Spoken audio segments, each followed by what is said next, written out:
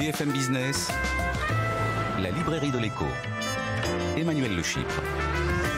Bienvenue dans la librairie de l'écho, l'émission de BFM Business qui vous offre chaque semaine le meilleur de la littérature économique. Alors évidemment, pas d'émission sur les livres sans auteur. Ils seront nos invités dans la première partie de l'émission. Et puis, vous retrouverez nos critiques attitrés, Jean-Marc Daniel, Christian Chavagneux pour leur coup de cœur et leur coup de gueule.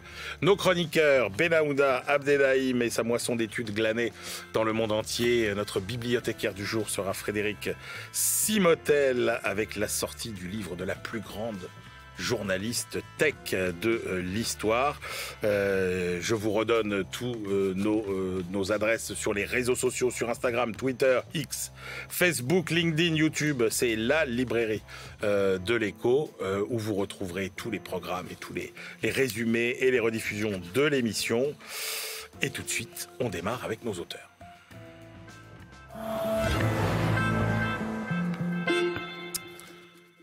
La transition écologique et énergétique au cœur de cette librairie de l'écho, parce que oui, on a très bien compris les objectifs à atteindre, au premier rang desquels la neutralité carbone en 2050, mais qui nous montre vraiment le chemin pour atteindre ces objectifs, qui fournit vraiment le mode d'emploi et donc comment faire changer les comportements par adhésion, par contrainte. Le capitalisme peut-il devenir vertueux? Réponse avec nos deux invités. Michel Aglietta, bonjour. Bonjour. Vous êtes professeur émérite à l'université Paris-Nanterre, conseiller scientifique au CEPI. Vous êtes un des fondateurs de l'école de la régulation et vous publiez Pour une écologie politique au-delà du capitalocène chez Odile Jacob. C'est avec Étienne Espagne. Et puis Serge Guérin, bonjour. Bonjour. Vous êtes sociologue, professeur à l'INSEC Grande École, une école de management, hein, c'est ça? Absolument. Et vous êtes spécialiste des enjeux de longévité et vous publiez Et si les vieux aussi sauvaient la planète aux éditions Michel Aglietta, on commence avec vous, avec peut-être une petite précision lexicale. Alors on est devenu familier de la notion d'anthropocène, hein, cette époque géologique qui se caractérise par l'avènement des hommes comme principale force de changement sur la Terre. Et vous diffusez beaucoup dans ce livre la notion de capitalocène. Alors, qu'est-ce que c'est que le capitalocène?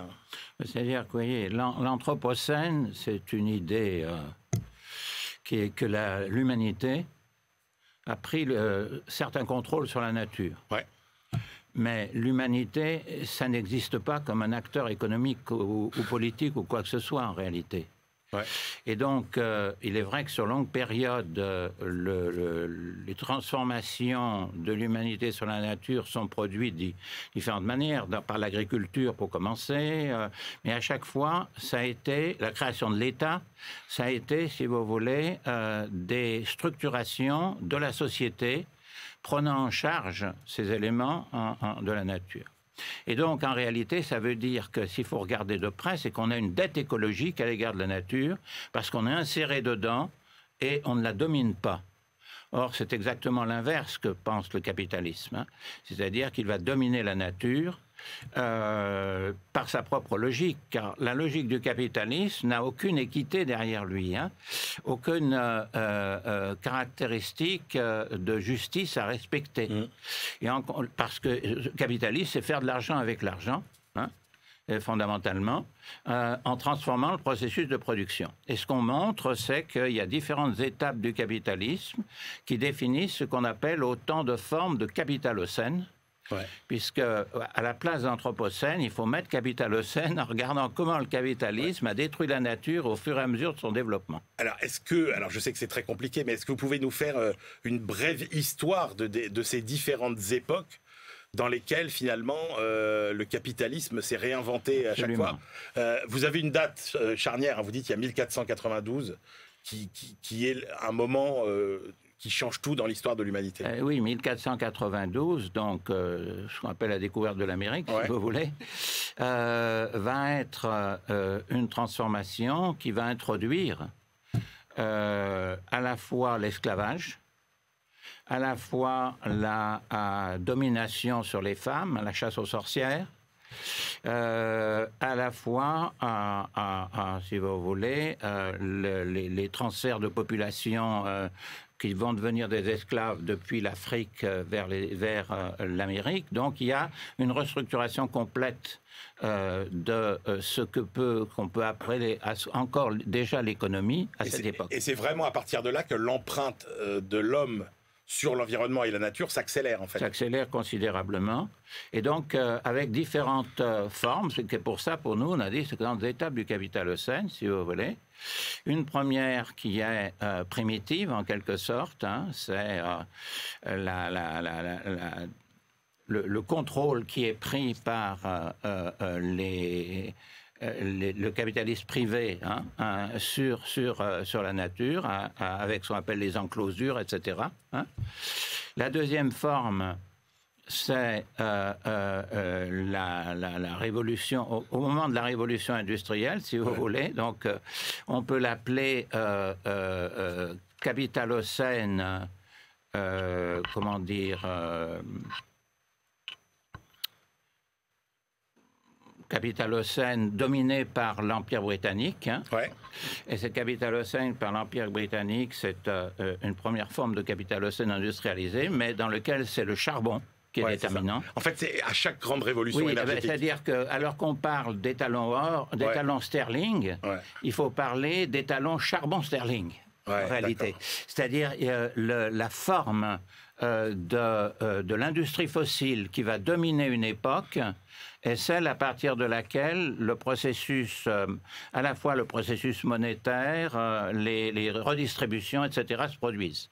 Alors, il y a une notion importante, Michel Aglietta, à chaque fois, qu'il faut que vous nous expliquiez, qui est au cœur de vos raisonnements, c'est la notion de viabilité de chaque régime, finalement, de croissance capitaliste. La théorie de la viabilité, c'est celle à partir de laquelle on a travaillé, hein, qui est celle qui a été mise en place par un mathématicien qui s'appelle Jean-Pierre Aubin, et qui s'oppose totalement à la conception néoclassique, parce que la conception néoclassique présuppose que l'on mette un prix à la vie humaine. Et un prix unique à la vie humaine dans le monde, ce qui est une absurdité totale, évidemment. Et alors que la théorie de la viabilité, c'est une théorie qui essaye de définir comment un système peut durer dans le temps, ou comment il a une crise qui amène à des transformations de ce qu'on va appeler des régulons, qui vont passer à une autre forme de viabilité. C'est un peu ce que j'ai fait. C'est ce que vous avez montré toute votre vie, Michel Aglietta. Mais j'avais pas pris l'écologie dedans, et maintenant je la prends. Et maintenant vous la prenez en compte. Alors pour vous taquiner, Michel Aglietta, je vous dirais quand même qu'il n'y a pas que les régimes capitalistes qui ont maltraité l'environnement. Ça a commencé avant, oui. Mais avant, c'était, en effet, je vous dis, dès que l'agriculture est mise en place, hein, vous avez des fermiers et vous avez une distribution de pouvoir de certains sur d'autres. Hein. Tout de suite, ça s'est produit à partir de ça. Hein. Quand on passe si vous voulez, d'une période très, très, très ancienne, hein, agriculture, à l'agriculture, on voit cette différence, si vous voulez. Hein. Donc, ces régimes-là, mais c'est vraiment un processus. C'est-à-dire que le capitalisme, c'est beaucoup plus fondamental, en ce sens que dans le capitalisme, c'est sa logique même, si vous voulez, dans son développement, qui le fait. Hein. Oui, mais vous qui l'avez ausculté comme personne, ce capitalisme, est-ce que vous n'êtes pas, entre guillemets, émerveillé par ce qu'on pourrait appeler sa plasticité, c'est-à-dire sa capacité à prendre des formes nouvelles, consécutives, finalement, à ces crises qui ont détruit les précédents modèles, mais toujours différents, mais toujours le même, quelque part. Exactement. Mais comme elle prend la nature comme un don gratuit, à chaque fois, si vous voulez, elle la détruit un peu plus. Alors l'enjeu de votre livre, Michel Aglietta, c'est de vous demander si finalement, puisqu'on a bien compris que le système capitaliste dans lequel nous vivions aujourd'hui allait lui aussi subir une crise, est-ce que ça va être une énième crise dont le capitalisme va renaître sous une autre forme, ou bien est-ce qu'on est au bout de la logique capitaliste? Absolument. C'est en effet la question fondamentale qu'on se pose. Hein. Parce que si il est vrai que jusqu'à présent, en effet, le capitalisme s'est transformé, hein, en créant des modes de régulation à chaque fois nouveaux. Hein. et des types d'institutions qui font qu'il a pu dépasser les phases antérieures, puis il y a une nouvelle crise qui apparaît, puis il se transforme. La question aujourd'hui est fondamentale, et nous terminons par une interrogation dessus, c'est de savoir si la prépondérance du collectif, à la fois dans les conséquences de la destruction de la biodiversité, qui sont vraiment décisives, c'est-à-dire destruction vraiment de la nature, et évidemment le changement climatique et son futur, eh bien la question c'est de savoir si ceci ne suppose pas une prépondérance du collectif telle que pour que l'humanité, si vous voulez, puisse poursuivre un avenir viable, vivable. Ouais. Ce qui suppose, parce que vous trouvez des choses invraisemblables, il y a des gens qui disent, alors on peut aller jusqu'à 4-5 degrés de oui, parce hausse qu'on vous de dit, température. Il y aura toujours des technologies, il y aura toujours des... Alors ça, c'est une interrogation. Moi, la position qu'on a, c'est une interrogation là-dessus, c'est-à-dire, est-ce que la viabilité des populations des générations futures n'implique pas, si vous voulez, une transformation radicale qui est le collectif devenant absolument prépondérant et où, par conséquent, la logique capitalisme disparaît entièrement. Oui, mais Michel Aglietta, alors vous ne tranchez pas ce débat. On ne tranche pas ce débat. Oui, sauf que vous esquissez quand même les contours de ce que vous appelez une nouvelle économie politique, finalement. Alors, est-ce qu'on appelle ça une planification écologique? Et vous citez quand même, vous regardez ce qui se passe... La planification écologique, qui joue un rôle crucial. Oui, vous regardez ce qui se passe aux États-Unis, en Chine, et vous dites quoi? Vous dites c'est possible ou pas? La planification écologique est absolument décisive, est absolument décisive, à la fois pour, disons, que le changement climatique puisse être suffisamment dominé pour qu'on n'ait pas une situation dans laquelle les générations futures seront dans un contexte invivable. Quand des gens disent il est possible d'avoir 4 degrés ou 5 degrés, c'est totalement aberrant, je veux dire. La civilisation ne peut plus survivre. Ça qu'il faut avoir en tête. Et par conséquent, le maintien, arriver à tenir le 1,5 degré, paraît évidemment quelque chose de tout à fait fondamental. Sauf, et ce sera la transition avec vous, Serge Guérin, qu'il y a quand même un triangle d'incompatibilité, Michel Aglietta, aujourd'hui, entre justice sociale, écologie et démocratie. C'est-à-dire qu'on voit bien qu'on ne peut pas avoir les trois en même temps. Pourtant, ce que le GIEC cherche. Oui. Le GIEC met évidemment dans son rapport d'avril 2023 exactement ce problème là-dessus. Il faut tenir à la fois le principe d'équité sociale minimale, parce que la transition doit être juste pour que toute la population soit engagée dedans. Oui, mais c'est là, Michel Aglietta. Et la limite écologique. Et c'est là où vos livres sont intéressants à tous les deux, parce que le GIEC dit en général il faut, mais il ne nous propose pas le chemin. Moi, c'est ça qui toujours me heurte, c'est-à-dire qu'en gros, on nous propose en fait une destination, mais jamais une transition au sens propre, c'est-à-dire un chemin pour y aller. Et votre livre, Michel Aglietta, il contribue quand même à éclaircir les idées pour trouver les chemins. Et Serge Guérin, vous avez un chemin aussi. Alors vous avez trouvé la solution, puisque vous nous proposez 2 transitions pour le prix d'une, j'ai envie de dire. Oui, mais du coup, qui vont se faciliter l'une l'autre. C'est la transition écologique et la transition démographique. Et vous inventez d'ailleurs un très beau terme, parce qu'on connaît la silver economy, donc qui est l'économie du vieillissement. Et vous dites, si on combine les deux, on aboutit à la silverte economy. Oui, c'est ça. Au départ, c'était aussi, je trouvais qu'on opposait beaucoup.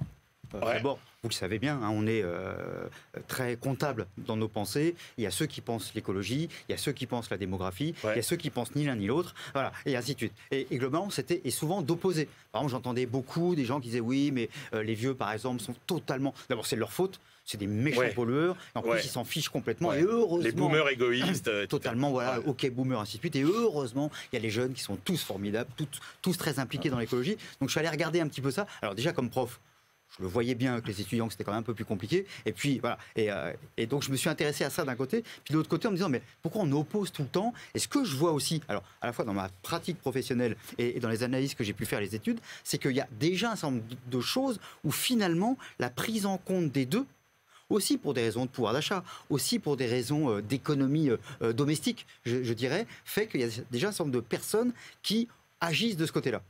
Mais quelle est j'allais dire, la synergie finalement entre les deux transformations?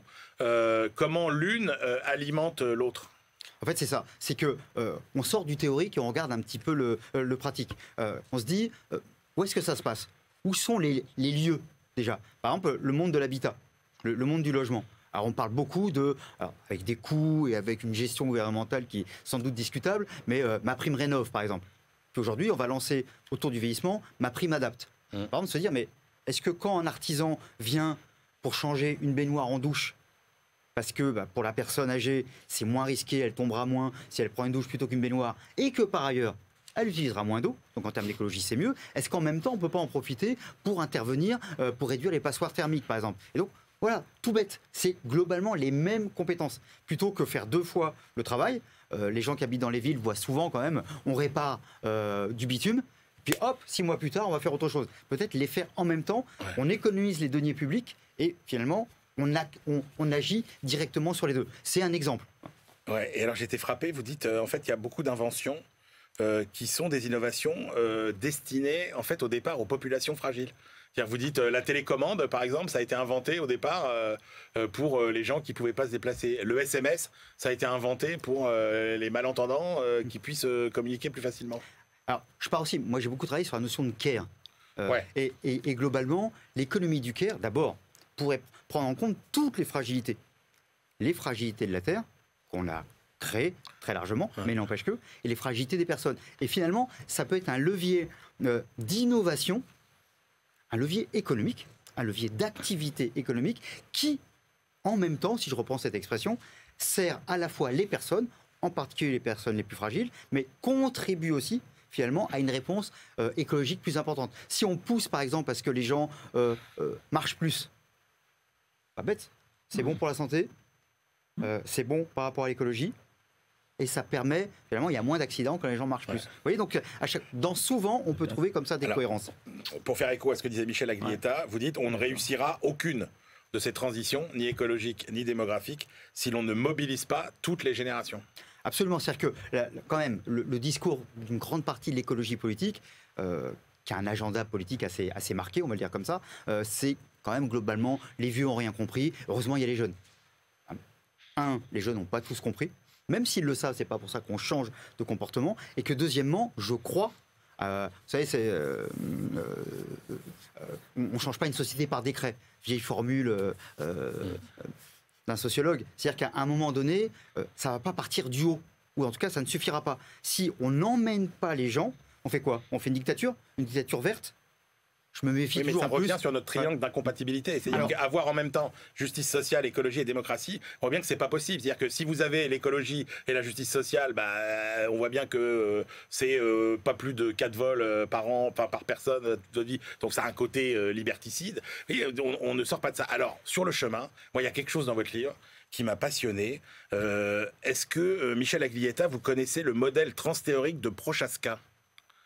Eh ben, c'est un modèle qui date de 1979 de changement intentionnel de comportement. Et là, on est dans notre sujet, c'est-à-dire comment on fait pour que les gens changent volontairement de comportement. Et alors, c'est un modèle qui a été construit apparemment à partir de l'expérience des gens qui veulent arrêter de fumer. Quelles conclusions on peut tirer de ce modèle? C'est super intéressant parce que, oui, je l'ai pris, encore une fois, je travaille beaucoup sur les enjeux de santé et tout ça. À un moment donné, on sait bien que c'est la question de la prévention, finalement, un des discours majeurs auxquels on passe complètement à côté. C'est la question de la prévention. Si je fais attention avant, j'évite plein de problèmes. Si on fait attention aux forêts, si on finance des gens, y compris, je sais pas moi, pour élever des brebis et ainsi de suite, on évitera des feux. Voilà. Vous dites plus il y aura de prévention, moins il y aura de décroissance. Exactement. C'est-à-dire que, d'une certaine manière, la prévention est une économie. On dépense de l'argent ou on investit, si on préfère, de l'argent dans la prévention pour éviter ensuite des échecs économiques. Et cette histoire-là de Prochaska, c'est génial parce que c'est comment on fait la leçon. Vous le savez bien, on fait la leçon aux gens. Non, c'est pas bien de fumer. Les premières campagnes de communication sur le tabac, 1974. Donc il y a plein de jeunes aujourd'hui qui sont nés avec déjà toutes ces campagnes. Et pour autant, qui continuent à fumer. Et quand on fume, on sait bien que c'est mauvais pour soi, mais c'est aussi mauvais pour l'écologie. Alors qu'est-ce que nous apprend ce modèle ? Eh ben, c'est qu'en fin de compte, alors c'est pas un travail comme ça. On fait pas de la morale. On montre aux gens comment finalement ils y trouvent leur intérêt. Et donc là, en effet, il y a un chemin, parce que finalement, c'est de se dire, mais votre intérêt, c'est d'être attentif à l'écologie. Votre intérêt, c'est d'être attentif aux fragilités, au vieillissement. Parce que demain, vous risquez d'être touché par cette question de réchauffement climatique, par exemple, et demain, vous risquez d'être touché par le vieillissement. Et c'est donc, je dirais, c'est mettre les gens face aux réalités et de les accompagner par rapport à ça. Je crois beaucoup à la notion de formation, de pédagogie et d'intérêt. C'est-à-dire qu'une sorte d'égoïsme solidaire. Je me rends compte que j'ai intérêt déjà pour ma gueule, avant celle des autres. Alors, il y a un point sur lequel vous insistez beaucoup, c'est le niveau de décision, le niveau à partir duquel les choses doivent changer. Et vous dites là, il faut vraiment restaurer la priorité aux circuits locaux. Quand je dis circuits locaux, c'est circuits locaux sous toutes leurs formes, hein, notamment circuits de décision, de production, de consommation, etc. Oui, parce que ce qu'on voit, c'est les gens, quand on... Oh là, je suis pas content, là, ma rivière, vraiment, elle est sale. Tu te rends compte qu'avant, on s'y baignait. Aujourd'hui, on peut pas, et nos petits-enfants peuvent pas y aller. Petits-enfants qui disent, ah, c'est dommage, ça serait quand même sympa. Et donc, tiens, si on agissait ensemble, là. Et finalement, c'est pas, c'est plutôt la Corrèze que le Zambèze, d'une certaine manière, hein, vieille formule. C'est-à-dire que je vais le faire là où je peux agir. Parce que très souvent, les gens disent, écoute, on fait... C'est même pas la peine parce que de toute façon, on n'a pas la main. Et là, on se dit, tiens, on va agir là, sur la rivière. Et du coup, on voit 1 an, 3 ans après, les effets de notre action. Parce qu'un des gros problèmes, c'est j'agis, mais je vois pas les effets. Or, j'ai besoin, d'une certaine manière, d'un stimuli, de me faire plaisir, de me dire, dis donc, ce qu'on a fait. Vous savez, c'est comme, on arrête de fumer. Ah bah tiens, j'ai fait des économies. J'ai moins mal aux poumons et je marche plus vite. Je vois les effets assez vite. Et bien là, on s'est mis, les jeunes, les vieux, les entre-deux, et ainsi de suite, des gens qui ont de l'argent, des gens qui ont moins d'argent, ainsi de suite, on s'est fait, et globalement, la rivière va mieux. Et donc, nous-mêmes, on va mieux. Donc, c'est voir le concret. Et vous posez... la sobriété, ça. Ça, c'est la sobriété, mais la sobriété heureuse, j'ai envie de dire. C'est ça, joyeuse. C'est-à-dire qu'il manque un mot. S'il n'y a pas de joie, on n'y arrivera pas. Moi, je vois bien, hein, on fait une super écologie, mais on fait tous la gueule. Ça ne marchera pas. Il faut aussi qu'on trouve de la joie. Alors, vous abordez une question fondamentale pour terminer, qui est cette double transition écologique, démographique, elle pose la question de la quantité et de la qualité de travail. Grosso modo, est-ce que la vie décarbonée, c'est plus de loisirs ou c'est plus d'efforts ? Alors là, je vais pas me faire que des amis. Moi, je crois... Tu sais, je le dis aussi parfois aux étudiants. Écoutez, je suis un vieux con. Je veux dire que quand on travaille, ça marche mieux que quand on ne fout rien. Et qu'à un moment donné, par exemple, quand on accompagne... La notion de productivité, elle est hyper dangereuse. C'est quoi la productivité de l'enseignement ? C'est quoi la productivité pour accompagner quelqu'un qui est touché par le handicap ou qui est touché par l'âge ? À un moment donné, c'est prendre le temps. Et donc, donner plus de temps dans le travail, qui est sans doute une manière, finalement, de générer plus d'activité. Et par ailleurs, d'être plus attentif à la Terre, à la planète, comme aux êtres humains qui en ont besoin. Et de ce point de vue-là, moi, je crois que c'était une erreur idéologique très forte d'être dans l'idée, non, on va toujours travailler moins. Vous savez, ce droit à la paresse, et ainsi de suite. J'avais retrouvé un vieux bouquin des années 1800, où à un moment donné, c'était drôle. Le gars disait, mais au fait, si tout le monde fait comme nous, il y a 6 personnes qui travaillent, comment on va faire ?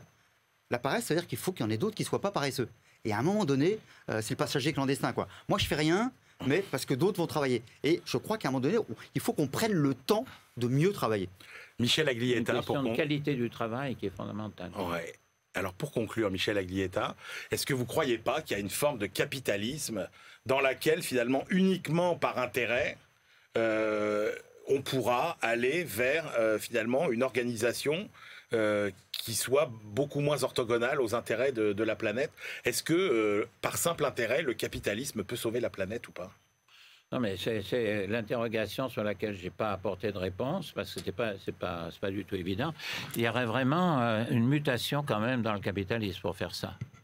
Parce que tant qu'il n'a aucune éthique, que faire de l'argent avec l'argent, c'est sa seule logique, Il faudrait qu'il y ait une transformation. Il y a des institutions qui peuvent l'empêcher à certaines périodes de limiter en quelque sorte. Ça a été le cas du Fordisme, par exemple, hein, dans les années 60, où il y a eu à la fois un développement massif du capital, mais aussi un progrès social considérable. Le problème, c'est qu'il aboutit toujours à une crise dans le capitalisme, à une période où il le dépasse, si vous voulez, les conditions dans lesquelles il semble pouvoir être compatible avec le progrès social.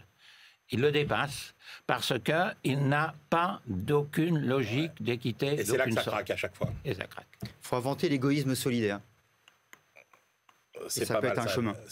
J'aime bien cette idée. Ah oui, l'égoïsme solidaire, c'est effectivement ça. C'est finalement mon intérêt particulier sert finalement le bien commun. Il faut arriver à trouver. C'est la version 21e siècle de la main invisible. Une main solidaire invisible. Merci messieurs pour vos 2 livres absolument passionnants, très riches. Michel Aglietta, Étienne Espagne pour une écologie politique au-delà du capitalocène. C'est chez Odile Jacob. Et puis Serge Guérin. Et si les vieux aussi sauvaient la planète, c'est aux éditions Michalon. Allez, on se retrouve tout de suite pour la 2e partie de l'émission.